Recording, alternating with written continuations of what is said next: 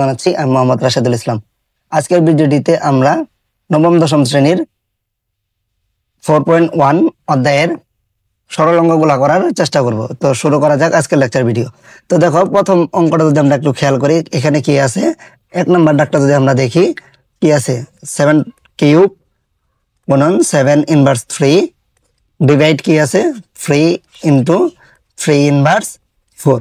আচ্ছা, তাহলে দেখো এই ম্যাথটা যদি আমরা একটু সলভ করি, তাহলে দেখো কি হইতেছে। এখানে দেখো, এই প্রথমে যদি আমরা সূচকের গুণের নিয়মটা যদি একটু খেয়াল রাখি, তাহলে দেখো আমরা পড়ছিলাম কি আছিল, যদি এ টু দি পাওয়ার m গুণন এ টু দি পাওয়ার n আকারে থাকে, তাহলে এটাকে লিখতাম আমরা A to the power m plus n। তো সেম ভাবে যদি আমরা এটাকে করি, তাহলে কি হইতেছে 7 to the power 3 plus minus 3।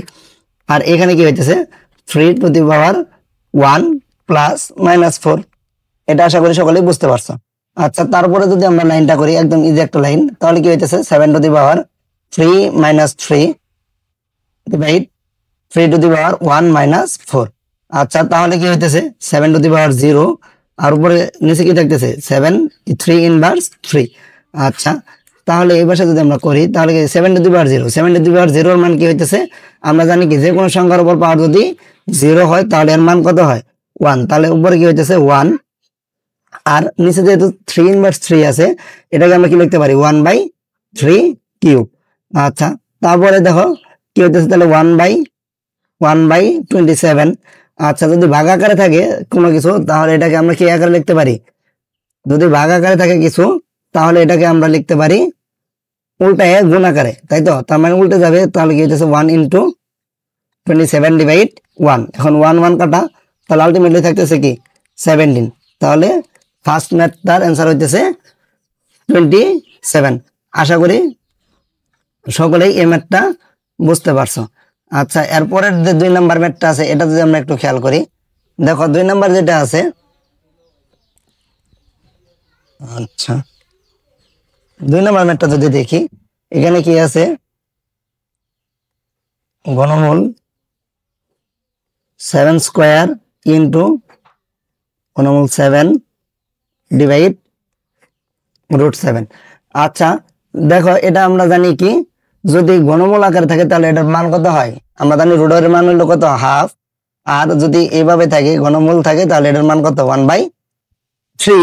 তাহলে যদি আমরা এখন ওইভাবে ম্যাথটা করি, তাহলে কি হইতেছে 7 টু দি পাওয়ার 2 ইন্টু 1/3 গুণন 7 টু দি পাওয়ার 1/3 ডিভাইড আকারে কি থাকতেছে 7 টু দি পাওয়ার হাফ। আচ্ছা, এরপরে যদি আমরা খেয়াল করি,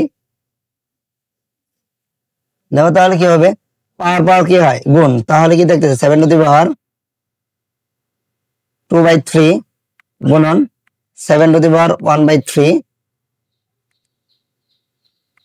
divide 7 to the power half.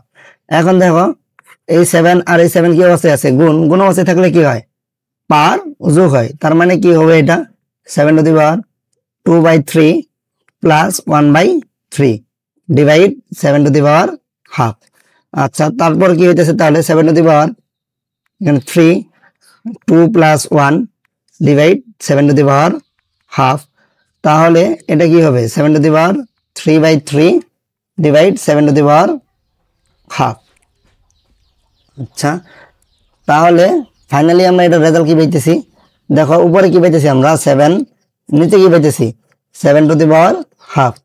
আচ্ছা, ভাগের সময় পাওয়ার কি হয় জানি আমরা বিয়োগ, তাহলে 7 to the power 1 minus half. তার মানে এটার মান কত হইতেছে 7 to the power 2 minus 1 ultimately 7 to the power half.